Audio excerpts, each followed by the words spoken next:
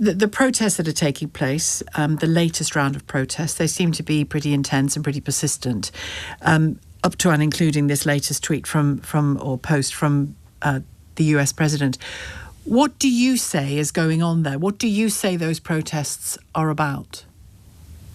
Well, there are two issues here. One is that because of the US sanctions and the European sanctions, basically because of Iran's policy against Israel, What is Iran's policy against Israel?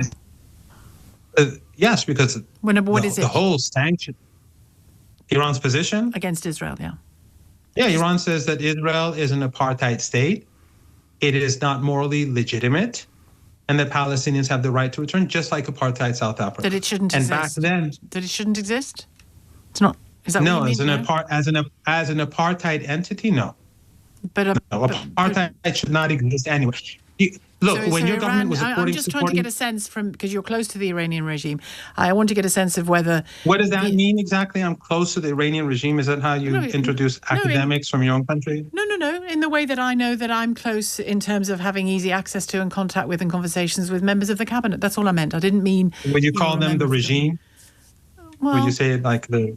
Do you want to go into that? Yeah, sure. Well, what's the question? Well, have there been regular democratic elections that? No, you were talking about Israel. Oh, okay. We'll go back Iran's to that. position on Israel. Yeah, I'm just trying to get a sense of whether Iran's position on Israel is identical to its position on apartheid South Africa. When your government was supporting the supremacist regime in South Africa, the Iranians were supporting the ANC and Nelson Mandela. Yeah. The same logic applies to Palestine. Right. So it's not the existence of Israel, it's the nature of this Israeli state. Is that what you're saying? Yes, exactly. That Iran's supposed to. The state could be called... Yeah, the state could be called Palestine, it could be called Israel, it could be called Walt Disney. But as an apartheid state for Iran, this is not acceptable.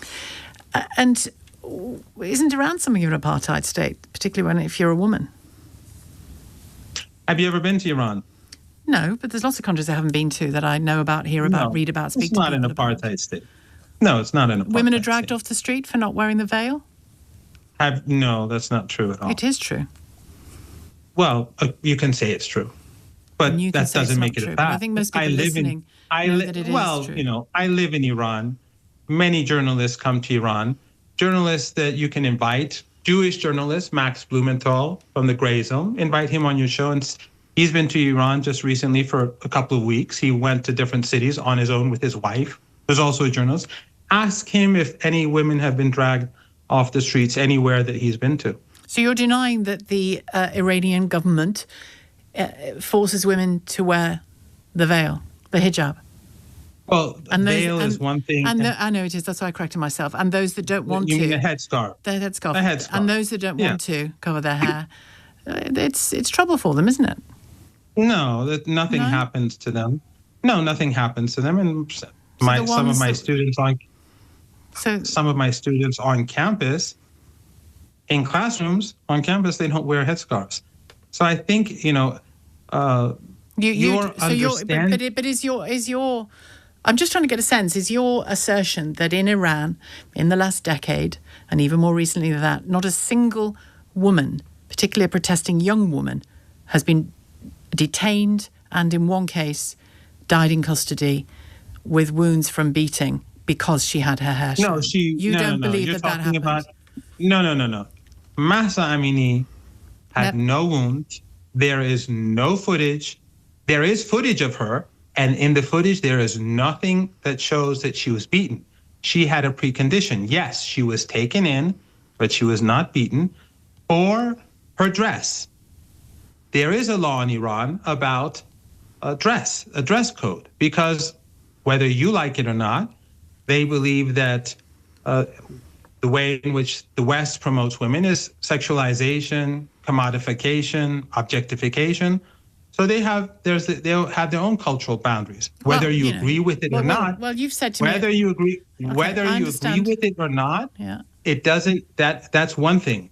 But women being dragged off the streets in Tehran. I've never seen that happen myself. No, but this that is like doesn't when mean they it keep hasn't saying happened, does it? gays in Iran are executed.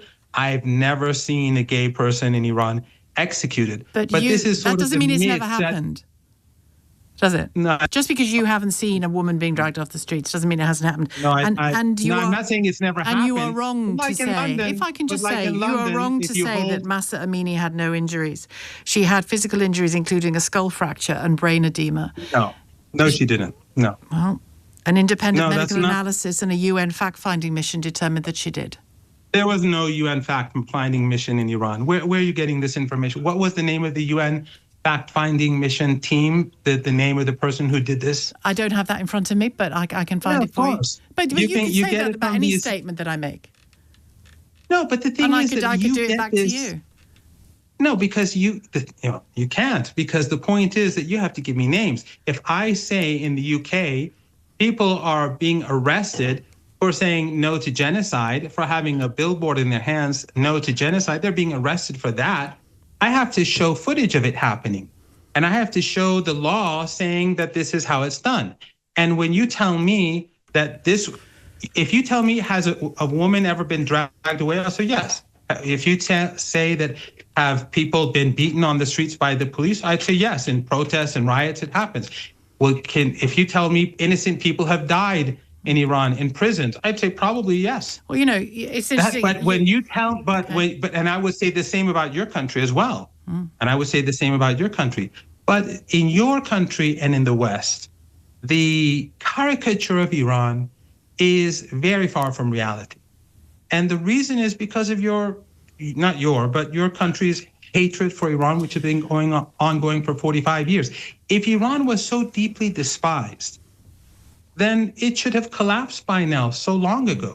But when you say, you ask me... And then your government and your media is concerned about human rights in Iran, where you support Israel, not you, I mean your government, you support Israel, you help Israel in Gaza, you have the flights that go overhead. We support the rights of Iranians as well. We support the rights of Iranians. No, you don't. You are a country that tries to harm Iranians because you impose sanctions on ordinary Iranians. The maximum pressure sanctions. Do you think the maximum pressure sanctions hurt a government minister? You know the reasons. They're intended to make ordinary people suffer. You might not like it, but you know the reasons for that. I mean, can I just come back to you on one thing? What are the reasons? Because since I don't like it, you should tell me. What are the reasons for the sanctions? The reasons include the proxy terrorist activity that's been, I would argue, I'm sure you are going to disagree with me, but the proxy terrorist activity that Iran has been involved in for decades. What are these terrorists? Hezbollah, Hamas, others arming Syria. So Hezbollah you consider as a terrorist organization, right? In part. No. In part? Yeah. What does that mean? Is it a terrorist organization? In part. Is it a terrorist in the same way that the not? Republican movement in Northern Ireland was in part terroristic, in the same way that your government is a terrorist organization in part. Your government is a terrorist organization. Is that your view? That doesn't make sense. Is that Either your view? you're a terrorist or you're not. No, organizations can be partly terroristic and partly political. You know that. Just for your information, Hezbollah was created out of the Israeli invasion of Lebanon. It was a creation of the occupation. Just like the ANC was a terrorist organization and Nelson Mandela was a terrorist according to your government standards at the time, Hezbollah was created when the Israelis invaded Lebanon and took Beirut. But you do know, surely, as an academic, that organizations can be terroristic and political and have wings which are both, and social as well. The Republican movement in Ireland certainly did. So you're saying that the political wing of Hezbollah is not a terrorist organization? It has connections to a terrorist organization, yeah, but it operates on different levels. So it's not a terrorist organization? In part, it is. Look, I know you don't want to answer the question. From our perspective, Hezbollah is a national liberation organization that has recovered the South Lebanon and saved Lebanon from Israeli occupation and colonization. Okay. And Hezbollah's sin is that it supports the Palestinian people. Hezbollah has been resisting the Israeli regime, and it opposes the regime and the ethnic cleansing and the genocide. Your government, your media supports the genocide. You like Israel. You like what they do, and you consider them to be in your camp. Obviously, we have huge differences because Hezbollah has not carried out mass slaughter, and Israel has. And your government supports despots, countries that have 0 elections, but they're not regimes. But Hezbollah did carry out mass firing of missiles into Israel as well, just to report a fact back at you. Israel invaded Lebanon multiple times. It took Beirut, and Israel bombs intentionally apartment blocks in Lebanon. Just today, it destroyed houses in southern Lebanon. Almost every day, it carries out assassinations. I'm just making the point that the fire isn't just in one direction. It's actually you're proving a point. You're proving a point that the Israeli regime, which carries out murder and slaughter, is normal, and it is not a terrorist organization. But Hezbollah, when it responds with far less fire capability and without killing all these civilians as the Israelis do, they're the terrorists. Okay. Or partially terrorists. And that standard of yours, and it's not just you, it's your country, it's your government, it's the entire Western political establishment, is the problem. It is the problem in our region. And a problem because you are choosing despots and you are choosing regimes that carry out ethnic cleansing as your allies because they serve your interests. If I can speak, you say that is the problem. Iran has agency. It's making some of its own choices. Some of its people are currently protesting very vocally about the conditions they find themselves in, which I know some of which is related to sanctions.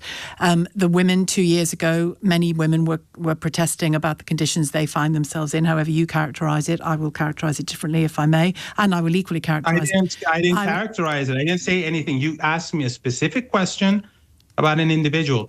Did women protest 4 years ago or 3.5 years ago? They did. Yes, many did. Yeah. Did students protest? Yes, many did.